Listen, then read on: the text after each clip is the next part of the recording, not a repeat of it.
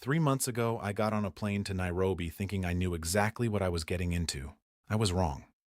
In my first 3 months here, I walked through tear gas, abandoned 2 rentals, got banned from the booking platform, negotiated a lease I never expected to get, and completely changed the way I date. None of it happened the way I expected. If you're thinking about moving to Nairobi, I'm not here to sell you Kenya. I'm going to tell you what actually happened to me. Some people will love it, some people will hate it. But it's the truth as I experienced it. And I'm here to fill in what he couldn't see. Some of it he got right, some of it he only understood way later. The first rental looked perfect online. Great photos, great reviews, great location. What the listing didn't mention was the noise. Nairobi doesn't warn you about that either. Roasters at 5 in the morning, generators running all night, dogs answering dogs across 3 streets. Newcomers always underestimate how loud this city can get. Weeks of bad sleep does something to you. And then one night, the noise turned into something else entirely. Tear gas, drifting into the compound from a protest 3 streets over. That was the first time Nairobi told me directly that this was not going to be a soft landing. That part surprises almost every newcomer. Protests happen here, tear gas drifts. It is not constant and it is not random, but it is part of living in a capital city. Locals read the signs early. Newcomers usually do not. Not yet. Eventually, I left. Not because of the tear gas, because I realized I would spend 3 more months negotiating with a landlord who treated every request like a personal insult. New apartment, new problems. Second rental, different landlord, same pattern. Small maintenance issues that nobody ever rushed to fix. Then the bathroom lock failed. Not a small thing because it locked from the inside and stopped opening from either side. 8 hours in your own home. We messaged the host repeatedly. Response time, measured in days, not minutes. Nothing about the situation felt like an emergency to anyone but us. That was my breaking point. Not the tear gas, not the noise, not even the lock. It was realizing I had spent months tolerating problems that a decent landlord would have solved in a day. At the time, he thought it was a disaster. Looking back, it completely changed the trajectory of my time here. Every good thing that followed traces back to that one bad lock. Can I push back on something? Go for it.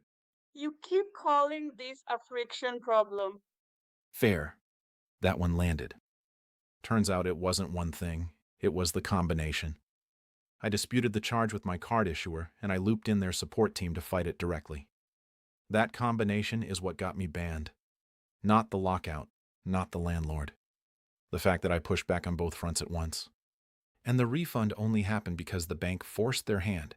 A few days later, once the money was already out of their pocket, they sent me an email like a parting shot. Don't expect anything else from us. That's this platform in one sentence. All guest protection marketing. Zero backbone the moment things get real. They'll let a host ignore a locked bathroom for 8 hours, but the second a guest fights back, the guest is the problem. 5 years, dozens of stays, glowing reviews, worth absolutely nothing. I'm done with them for good. I walked into the leasing office looking for my next apartment. Instead, I met someone behind the desk who actually listened. We started talking. Talking turned into flirting, and the flirting got a lot more direct than either of us probably should have let it, especially with her still on the clock. He was not subtle. I was not subtle. Not long after that. Months later, I asked Claude to research my new lease before I signed it. The numbers came back better than I expected. Below market rate in a safer location, 20 minutes closer to everything I actually use. That's not a normal deal. That's someone negotiating like they had options. And I built one more thing into the lease. An anti-friction clause. Any maintenance issue gets fixed within 48 hours, or my rent drops until it does. Some people optimize for price. I optimize for peace of mind. Those aren't always the same thing. And once housing stopped being a source of friction, I started applying the same thinking somewhere else. Dating here surprised me. Not because it was hard, because it was abundant, and abundance forced me to become selective instead of hopeful. So I built a screening system, strict filters up front before I ever meet someone in person. Most guys keep straight to chemistry. He skipped straight to logistics. That's rare here, and it works in his favor. I'd dated internationally before, and the lesson I carried with me was simple. Don't confuse attention for genuine interest. Then I met Zuri. 4 weeks in, almost no friction. So far, So far. My whole way of judging a relationship comes down to one thing: companionship divided by friction. The more companionship, the less unnecessary friction, the better it is. housing, dating, life in general. He runs it all through the same filter. I didn't plan it that way. It just kept showing up. Not a place he lives, or where he thinks. Not a place I live, a way I think.